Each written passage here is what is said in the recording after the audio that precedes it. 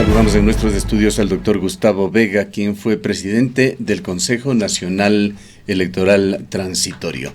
Doctor Vega, muy buenos días. Cuando usted dejó el organismo, habló de que le habían puesto encima de un saco de alacranes y de un nido de avispas para describir un poco la compleja situación que se vivía en ese organismo y todo lo que se encontraba debajo de sus alfombras. El día de hoy, sin embargo, varios actores del país acusan al consejo que usted presidió de ser responsable de lo que está pasando en el Consejo de Participación Ciudadana y Control Social, por haber tenido lenidad en cuanto a la calificación de quienes entonces fueron candidatos. Hoy son consejeros y uno de ellos es un ciudadano peculiar, inquietante, el presidente de este organismo. Una de las líneas constantes en su discurso cuando fue presidente de este organismo fue el de combatir a las tronchas que habían venido dominando a este organismo. Sabemos que usted en las últimas horas ha solicitado a la Asamblea que le reciba para dar su versión. Anticípenos algo de lo que quisiera decir allí. Gracias, Gustavo. Rosana, buenos días a su radio escucha. Siempre es un privilegio estar en Ondas Las Fallas, un organismo que para los medios de comunicación colectiva del país es un ejemplo de lucha, de valentía, de transparencia y además de ética periodística. Muchas gracias. En lo que corresponde al tema, en efecto, he solicitado por escrito al presidente de la Asamblea ser recibido, porque me parece que como ciudadano y como expresidente del Consejo Nacional Electoral Transitorio, debo ayudar a esclarecer la serie de denuncias que se han presentado en torno al actual presidente del Consejo de Participación, el sacerdote Tuárez. Yo diría que, en efecto, conviene hacer una breve referencia, muy breve. Los tiempos de la radio son también importantes ser respetados, de lo que hicimos para el filtro de los candidatos referidos. En primer lugar, pusimos un reglamento especialmente riguroso para que las condiciones de los postulantes se cumplan. En segundo lugar, invitamos a veedores nacionales e internacionales, no menos de 40 entidades que den la transparencia y la fe del proceso de vigilancia sobre el proceso electoral referido. ¿Quiénes fueron los más destacados allí? Porque recordamos también que no se invitó como observadores para el proceso a los miembros de la Organización de Estados Americanos. Así es, hubo ventajosamente veedores de talla internacional, la Fundación Carter, por ejemplo, a la Asociación de Veedores de Latinoamérica, organismos que provenían de la sociedad civil, organismos que pertenecían a otros países como Guatemala, que fueron muy rigurosos, por ejemplo. No les invitamos a los veedores de la OEA porque estábamos clarísimos que había un sesgo. Un expresidente del Consejo Nacional Electoral era asesor del señor Almagro, actual secretario de la OEA. Nos parecía que había ciertamente una línea de prejuicio que podía arriesgar un proceso de transparencia. Y por otro lado, rechazamos los ISO de la OEA, aquellos controles de calidad que no ayudaban en nada, eran muy costosos, no entraban en el meollo del tema y por otro lado simplemente aseguraban una propaganda de la OEA en cuanto a los llamados ISO 9000. Razón por la que no se le invitó. Y ventajosamente con el nuevo consejo se mantuvo esa situación, salvo en haberles invitado, como yo diría, en contra de los mismos consejeros que aprobamos esa decisión. Los nuevos consejeros, parte de ellos los mismos, les invitaron en el proceso siguiente a estar presentes. Sin embargo, ¿Qué otros apoyos tuvieron ustedes para garantizar la transparencia en el organismo? Los veedores, en primer punto. En segundo lugar, 3 accesos de opción para que los postulados y postulantes tengan opción de reaccionar para que el debido proceso se cumpla. 3 impugnaciones en secuencia que, si se mantenían, tenían inclusive un cuarto chance que podría pasar a un nivel de apelación al Tribunal Contencioso Electoral. Yo creo que todos esos pasos le daban la seguridad a los ciudadanos y a los mismos postulados para que puedan tener la seguridad de que el proceso tenía las cribas y los filtros necesarios. Y finalmente, yo diría, en el reglamento lo más importante era la obligación de una declaración juramentada y debidamente notarizada de que lo que decían por escrito era sujeto de verdad. Lo que se cuestiona, para ir concreta y directamente al tema sobre el cual digamos que ha existido más inquietudes y protestas, es el que se cuestiona que se ha ocultado información respecto a la afiliación política al Partido Socialista del padre Tuárez, y además el de no haber tomado en cuenta de que es un representante de la Iglesia Católica, hecho que el padre Suárez no lo ocultó, pues utilizaba incluso indumentaria de sacerdote durante toda la campaña, y entendemos que en la fase previa, cuando estaba en el proceso de ser calificado como candidato. ¿Qué es lo que pasó allí? ¿Cómo se dieron las cosas en cuanto a estos 2 hechos que son los principalmente cuestionados? Se menciona que él habría sido miembro adherente del Partido Socialista y que habría pedido la desafiliación.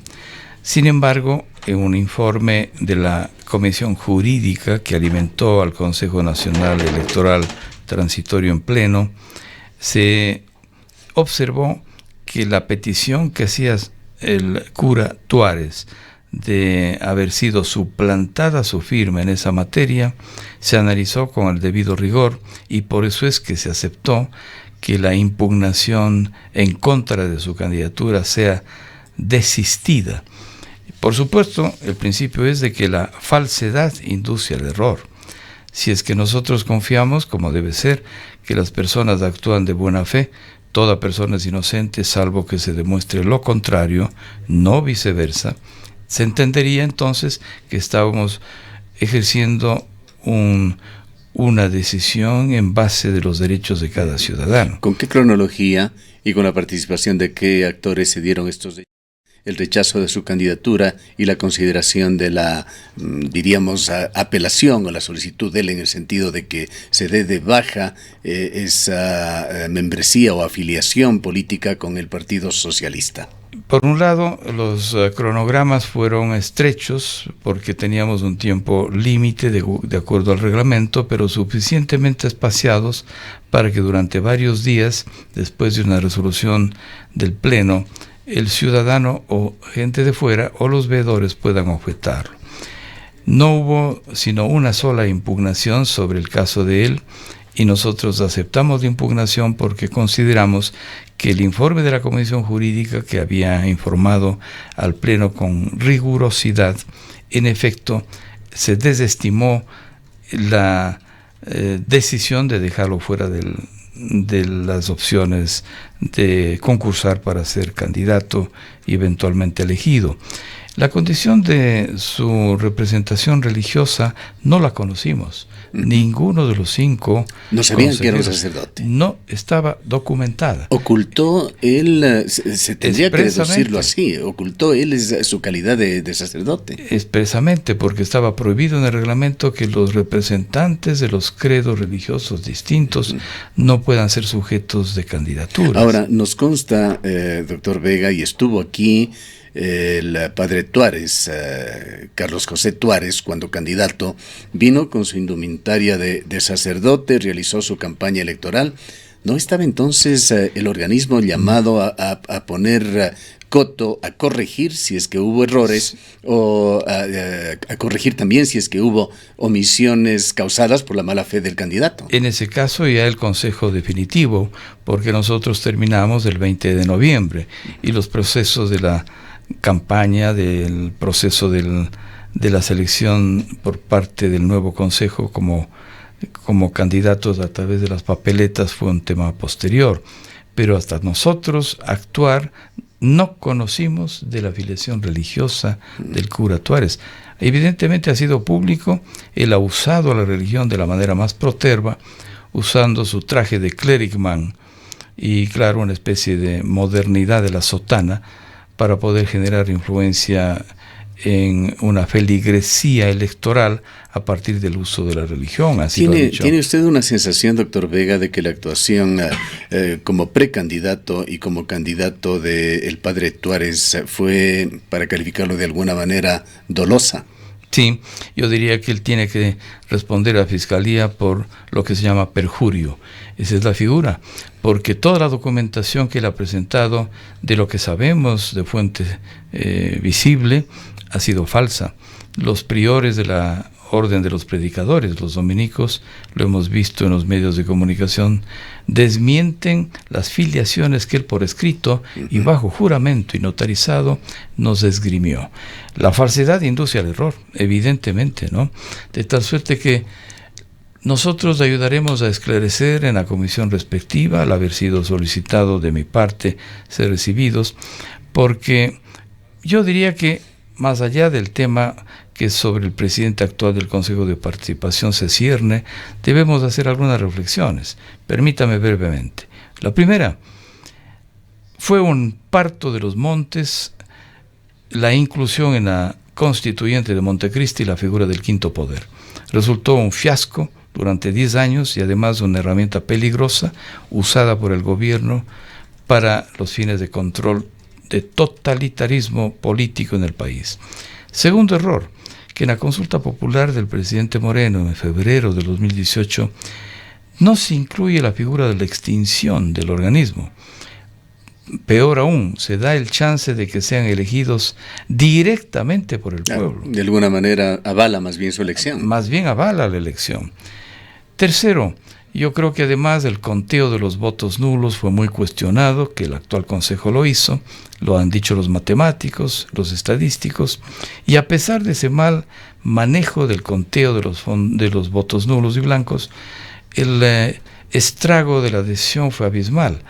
El cura Tuárez alcanza un porcentaje del 7.1% de los votos, y los nulos y blancos al 47%, lo cual da cuenta de la falta de legitimidad para ser miembro de ese organismo, y mucho peor, presidente. Hay que hacer, en segundo lugar, muy brevemente, una referencia al uso de la religión en los temas políticos. Ventajosamente, desde Eloy Alfaro para acá, el Estado ecuatoriano es laico. Antes de la reforma laica, hubo sacerdotes que eran diputados, y algunos con buen perfil y estupenda visibilidad y seriedad.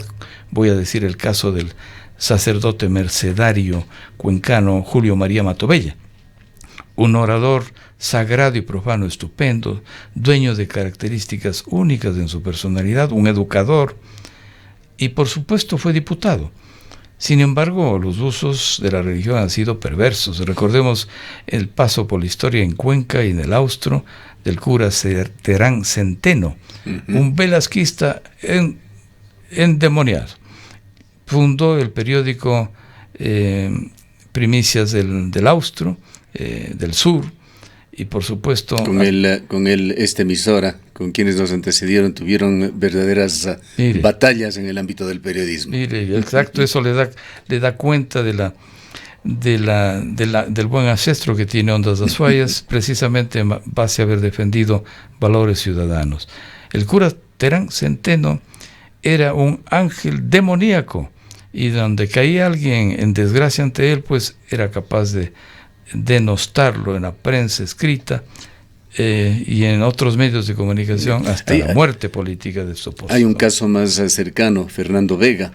Él tuvo que conseguir un estatus particular también dentro de la iglesia para cumplir con sus funciones como asambleísta. Y en el caso de Fernando Vega Cuesta, un hombre bien formado, se formó no solamente entre los jesuitas en el Colegio Borja, sino su actividad pastoral y académica en España, un hombre probo, de una capacidad intelectual y sobre todo ética extraordinarias, y que para tener su deseo de participar en política, que tenía todo el derecho, pidió una dispensa. Y así algo particular de Fernando Vega que muy pocos conocen también es que él es un profesional en la química. En efecto, claro que sí, colega suyo en una de sus dos profesiones, Gustavo, así es. Entonces, yo doy cuenta, él es miembro de la Comisión Anticorrupción en Cuenca, una persona proba como ninguno. Ese es el caso precisamente de un sacerdote en donde su paso por la política ha sido luminoso. Además, tuvo la fortaleza de oponerse a un correo omnímodo. Ahora, el Consejo Nacional Electoral tiene que supervigilar que los candidatos cumplan con ciertos requisitos. Hay una provisión expresa con respecto al sacerdocio, doctor Vega. ¿Cuáles son los otros requisitos puntuales y en qué medida, entenderíamos que no, juicios de valor pueden ser considerados dentro de este proceso de calificación? Por ejemplo, no podía ser afiliado a un partido político durante los últimos 5 años. Tenía que probarse además que había una solvencia ética, que no tenía conflicto con la Contraloría y con la UAFE.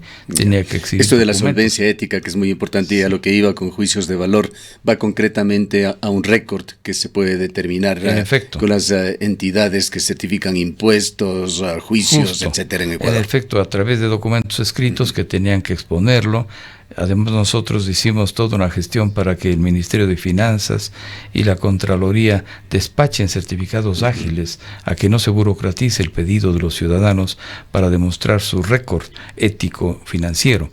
Y también, por supuesto, el control de una declaración juramentada y notarizada. Por supuesto, la falsedad induce al error.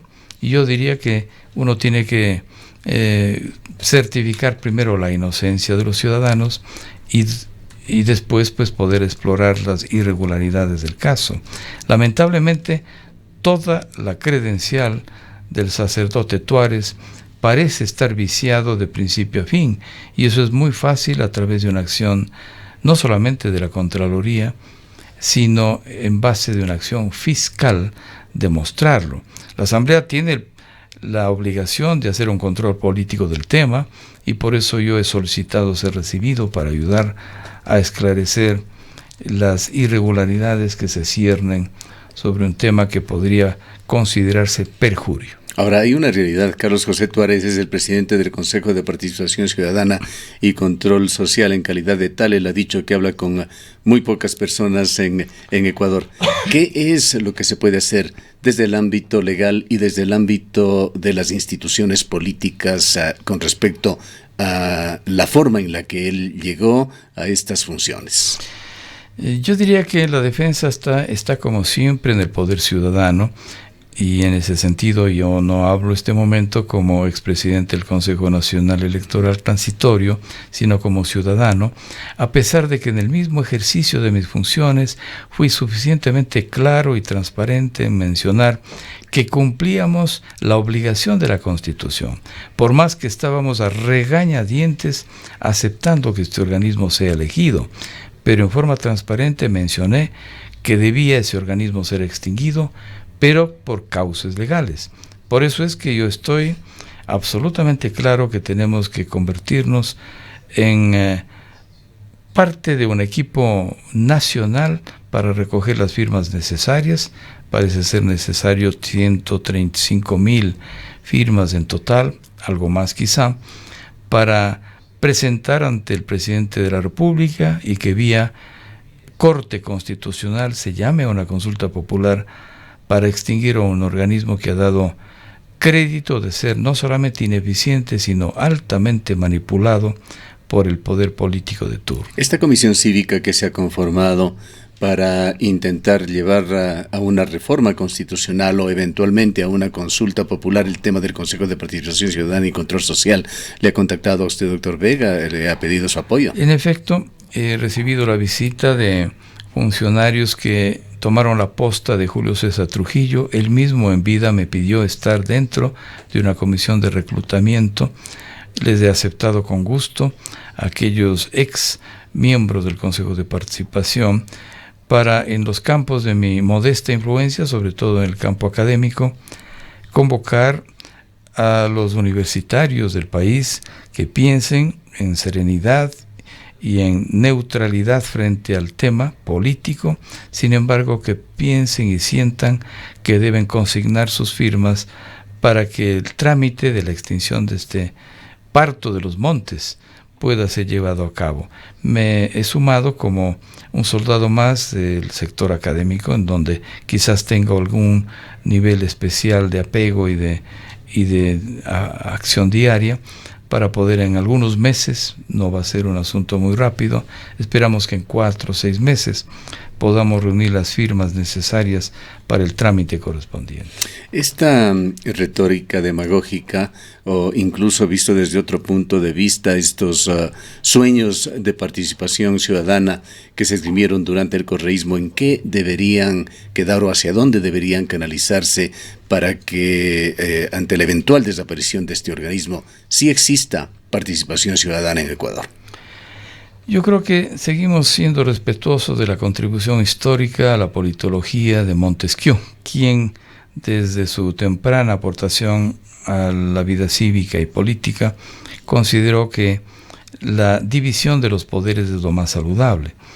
Pensamos que de acuerdo a un régimen presidencialista o parlamentarista, siempre el ejecutivo, el legislativo, el judicial han sido las funciones modernas e históricas del control político del país.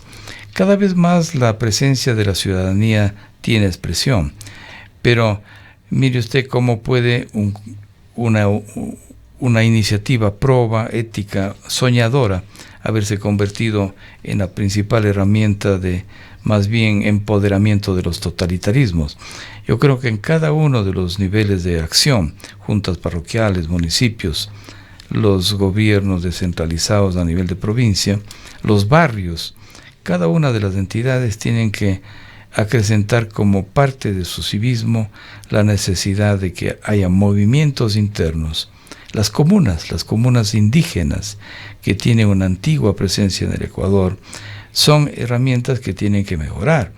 Yo creo que también en las comunas que tienen una tradición justificada en el país, hay mucho de caudillismo y caciquismo, y en ese sentido hay la perversión. Por un lado está la virtud y por otro 10 formas de trampa para que la virtud no se cumpla. Yo creo que en toda la instancia piramidal del Estado, la sociedad civil tiene que estar presente como un alter ego, como un fiscal de las acciones políticas de las funciones principales del Estado. Hay una corriente, entonces, para desaparecer el Consejo de Participación Ciudadana y Control Social, que habrá que ver cómo se canaliza y qué resultado da. En todo caso, es claro que por un tiempo perentorio, no sé si por lo menos 6 meses o un año, vamos a tener que convivir con este organismo. Si eventualmente el sacerdote Tuárez es destituido de su cargo, habrá que ver también quién viene, pues se ha dicho ya que varios de quienes son hoy consejeros adolecerían también de serios defectos que ponen incluso en riesgo la democracia ecuatoriana. Pero quisiéramos transitar a otro importante proceso que usted lo dejó iniciando, que tiene que ver con reformas al sistema de elecciones en Ecuador, las reformas electorales que entendemos hoy lo esgrime y lleva la batuta en esto uno de los consejeros, que es Luis Verde Soto. ¿Hacia dónde y cómo se canalizan estas reformas, doctor Vega? En efecto, para entrar en esta pregunta, solo una muy rápida, meteórica por el tiempo, referencia a temas previos.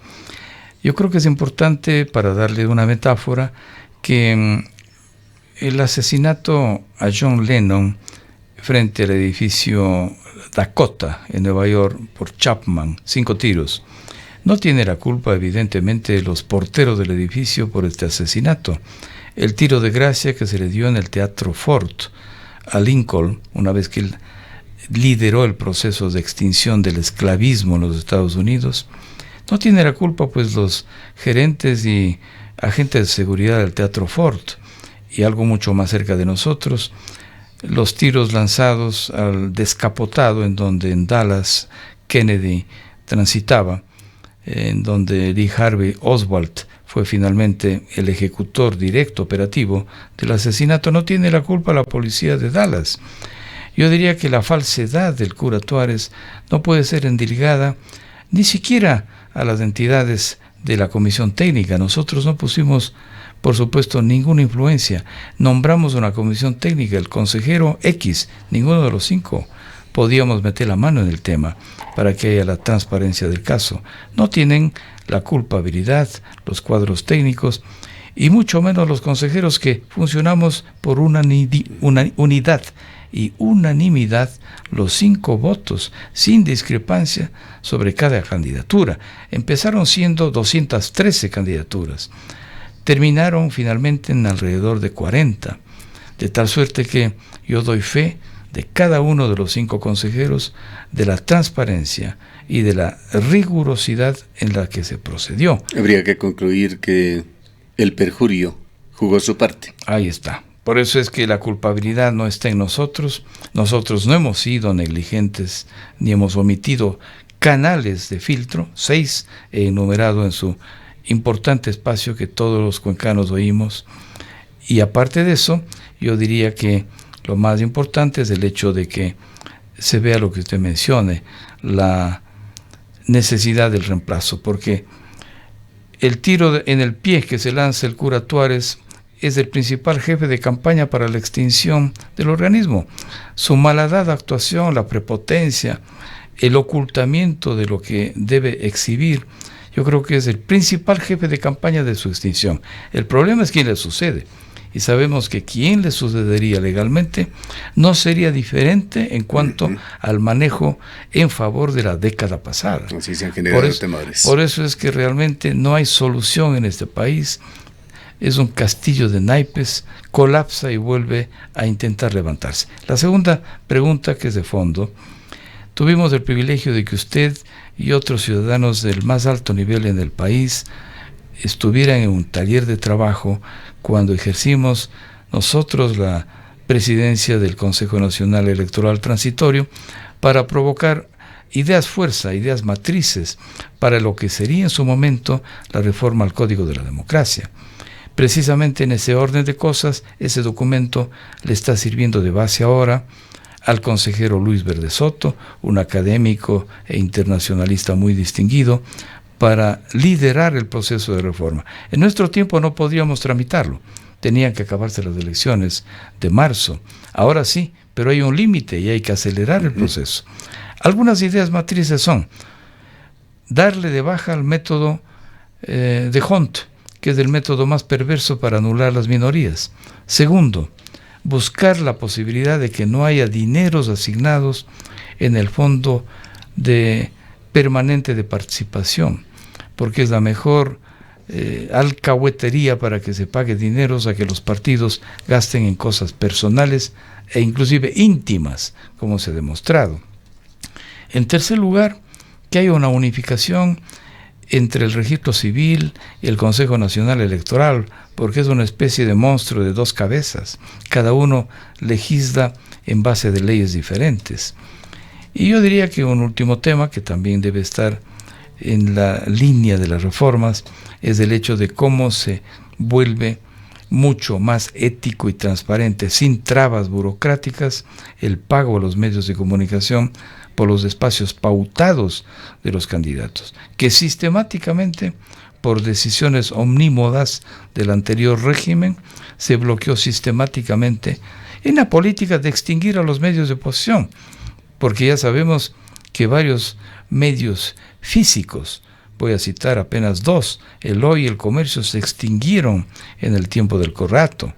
Por otro lado, una infinidad de frecuencias de radio fueron expresamente autorizadas en la órbita del estado de propaganda y de publicidad en la década pasada. Temas que, dicho sea de paso, los que usted menciona, que no han sido aún totalmente superados, pero en todo caso hay que reconocer lo que las cosas han cambiado, y en esto tuvo injerencia el Consejo Nacional Electoral, doctor Vega. Un tema que posiblemente lo encierra usted dentro del primer punto, aunque esto tiene que ver más con fondos del Estado para las campañas, es lo que estamos viviendo. Escándalos como el arroz verde, donaciones externas a las campañas electorales, la necesidad de una normativa de mayor rigurosidad, de mayores filtros para esto, y sobre todo de auditar las cosas del pasado. No puede cerrarse un proceso electoral y estos archivos, estas cuentas, estas hojas electrónicas, simplemente dejarlas para el recuerdo. En efecto, y ahí quizás cabe también una reforma a la ley, porque la Contraloría solo puede explorar 8 años antes de un proceso, no antes de los 8 años. Pero hay tanta tela en que cortar en este país. Recordemos cuando el banquero Aspiazo se demostró, colocó una cantidad cuantiosa en el tiempo de la securitización para la campaña del expresidente Yamil Mawad. Por otro lado, la confesión explícita en un video del segundo de las FARC, el Mono Jojoy, que entregó dineros cuantiosos a través de un intermediario conocido, dineros para la primera campaña presidencial de Rafael Correa. En efecto, la transparencia de las donaciones es sustancial. Ahora que el narcotráfico, la narcopolítica opera, es mucho más difícil hacer controles, pero la transparencia no es difícil cuando hay un mecanismo de seguimiento. Yo pienso que en el caso de Arroz Verde, que recién está en pleno proceso de investigación, se verá con detalle aquello que fue un ilícito y que nosotros respirábamos un dinero a raudales en las campañas omnímodas que tenía el partido de la década pasada. Yo creo que en eso es mucho más difícil hacerlo ahora que la corrupción, las coimas están en todo lado, pero también la política se ha convertido en forma perversa en un instrumento de las grandes mafias internacionales. Para finalizar, doctor Vega, ¿cuándo estará usted en la Asamblea? Tenemos que esperar la reacción del presidente de la Asamblea, el ingeniero Litardo.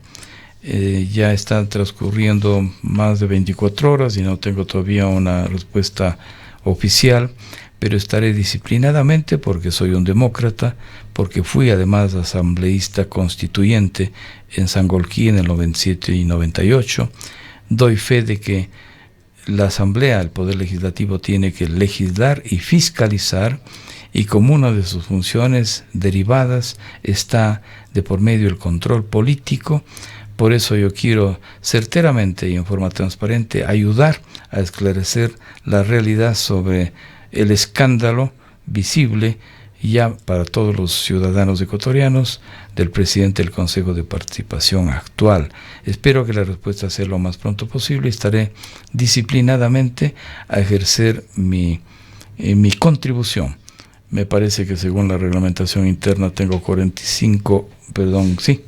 o 45 minutos de tiempo para mi exposición. Iré documentadamente para ayudarle a la comisión a que contribuya con la transparencia en esta materia. Siempre un honor tenerle en nuestros micrófonos. Gracias por su presencia, doctor Vega. Gracias, Gustavo. Han escuchado al doctor Gustavo Vega Delgado, expresidente del Consejo Nacional Electoral Transitorio, exrector también de la Universidad de Cuenca.